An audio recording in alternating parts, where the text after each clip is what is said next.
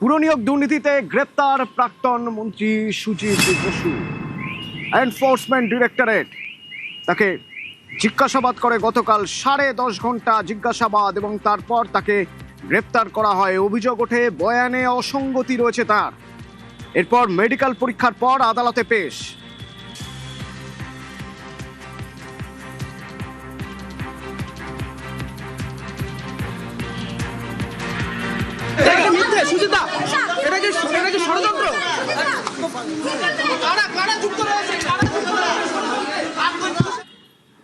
পুরো নিয়োগ দুর্নীতি 2022-এ প্রথম এই দুর্নীতি সামনে আসে এবং ইডি তদন্ত করে এবার এই দুর্নীতিতে তার বয়ানে অসঙ্গতির অভিযোগে তাকে গ্রেপ্তার করা হলো। ব্যাকগ্রাউন্ড কি, 2022 থেকে এখনো পর্যন্ত কিভাবে কাজ করেছে তদন্তকারী সংস্থা এবং পর যদি আমরা দেখি কতবার তাকে ডেকে পাঠানো হয়েছিল, কোন কোন বিষয় তার কাছে জানতে চাওয়া হয়েছে। অমিত রয়েছে আমার সঙ্গে, অমিত বলতে পারবেন।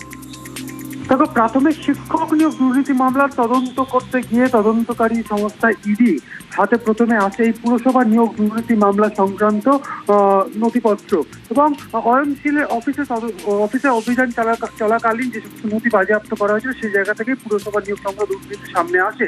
এরপরে তারা তদন্ত শুরু করে, একদিকে সিবিআই এবং ইডি তদন্ত শুরু করে এবং একাধিক সুজিত বসু, পাঁচু রায় সহ একাধিক ব্যক্তি যারা বিভিন্ন পুরসভার সঙ্গে ভাইস চেয়ারম্যান বা চেয়ারম্যান পদে ছিলেন তাদের নাম কিন্তু উঠে আসে এবং সুজিত বসুকে একাধিকবার এর আগে জিজ্ঞাসাবাদের জন্য ডেকে পাঠানো হয়েছিল ইডির তরফে তার বাড়িতে এর আগে অভিযানও চালানো হয়। সিবিআই তরফে কিন্তু অভিযান চালানো হয়েছিল সুজিত বসুর বাড়িতে এবং চলতি বছরেও একাধিকবার ইডির তরফে সম্মান পাঠানো হয় সুজিত বসুকে। নির্বাচন চলাকালীন তিনি হাইকোর্টের দ্বারস্থ হয়েছিলেন। পরবর্তী সময় হাইকোর্টের নির্দেশে 1 মে তিনি হাজিরা দেন ইডি দপ্তরে এবং গতকালও তাকে ডেকে পাঠানো হয়েছিল। গতকাল দীর্ঘ জিজ্ঞাসাবাদ এবং যে কারণে গ্রেপ্তার করা হয়েছে যে তার পরিবারের সদস্য, তার যার যে ব্যবসাগুলো রয়েছে, যেমন রেস্তোরাঁ ব্যবসা রয়েছে, সেখানে বিভিন্ন সময় কোটি কোটি টাকার অ্যাকাউন্টে তিনি ট্রানজাকশন হয়েছে, কিন্তু সেই টাকার কারণ তিনি দর্শাতে পারেননি ইডি আধিকারিকদের কাছে, এমনকি এবং নথিপত্র তিনি প্রোভাইড করতে পারেননি ইডি আধিকারিকদের কাছে। দীর্ঘ জিজ্ঞাসাবাদ করার পর বেশ কিছু জায়গায় তার অসঙ্গতি থাকে এবং একই সঙ্গে পুরো দক্ষিণ দমদম পুরসভার নিয়োগের ক্ষেত্রে যে 329 জনের যে নিয়োগ হয়েছিল তার মধ্যে অযোগ্য প্রার্থী, তাদের মধ্যে প্রায় 150 জন অযোগ্য প্রার্থী সুপারিশ করেছিলেন এই সুজিত বসু এবং অয়নশীলের কাছে তার তথ্য পাঠানো হয়েছিল এবং অয়নশীলের সংস্থা যেহেতু এই মামলা পুরসভা নিয়োগের ক্ষেত্রে ওএমআর নির্ণায়ক ভূমিকা পালন করছিল, সেক্ষেত্রে সুজিত বসু মারফত যে সুপারিশ দিয়েছিল এবং টাকার বিনিময়ে যে তাদের চাকরি হয়েছে তার তথ্য প্রমাণ কিন্তু পাওয়া যায় এবং অয়নশীল অফিস থেকে যে ডায়েরি উদ্ধার হয়েছিল সেখানেও কিন্তু বেশ কিছু তথ্য সেখান থেকে পাওয়া গিয়েছে সুজিত বসুর বিরুদ্ধে। তারপরে তাকে কিন্তু গ্রেপ্তার করার সিদ্ধান্ত নেয় ইডির তরফে এবং আজকে আদালতে। ধন্যবাদ অমিত। এবং এই তার বিরুদ্ধে অভিযোগ, পুরো নিয়োগ দুর্নীতির অভিযোগ, তার বিরুদ্ধে অভিযোগ তার বয়ানে অসঙ্গতি রয়েছে, কিন্তু সুজিত বসুর ছেলে দাবি করছেন এই গ্রেপ্তারি রাজনৈতিক গ্রেপ্তারি, পলিটিক্যাল অ্যারেস্ট। এটাই পরিবর্তন যেটা চেয়েছিল, সেই পরিবর্তনের জন্য প্রথম শুরু হলো পলিটিক্যাল অ্যারেস্ট। তার বিরুদ্ধে যদি কিছু থাকতো তাহলে সিবিআই নিশ্চয়ই সেটা আগেই বলতো। তাকে সাক্ষী হিসেবে ডাকা হয়েছিল, অ্যারেস্ট করলো। এটা পলিটিক্যাল অ্যারেস্ট। কোর্টের দিকেই ন্যায় বিচারের জন্য আমরা তাকিয়ে আছি।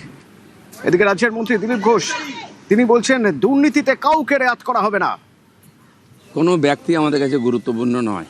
পুরো দুর্নীতি হয়েছে 15 বছর ধরে, সেই ত্রিফলা থেকে আরম্ভ করে তা তদন্ত হবে। মানুষের এটা অধিকার আছে, তাদের টাকা যারা চুরি করেছে তাদেরকে শাস্তি দেওয়ার অধিকার আছে। সরকার এসছে, সরকারের দায়িত্ব দুর্নীতিবাজদেরকে আইনের সামনে নিয়ে আসা। প্রশাসন সেই কাজটা করবে, আইন তাদেরকে সাজা দেবে। গতকাল রাতে সুজিত বসুর শ্বাস নিতে সমস্যা হচ্ছিল এবং সে সময় সিজিওয়ে ওষুধ নিয়ে যান তার স্ত্রী এবং মেয়ে।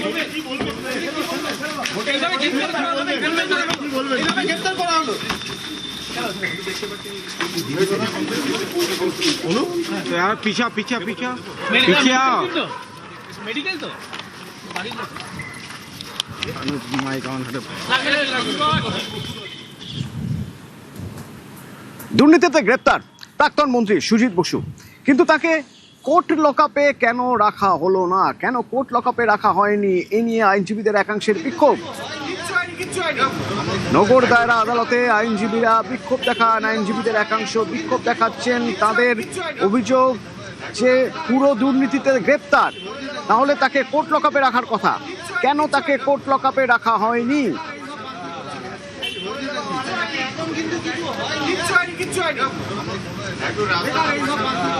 যে লোকটা পশ্চিমবাংলায়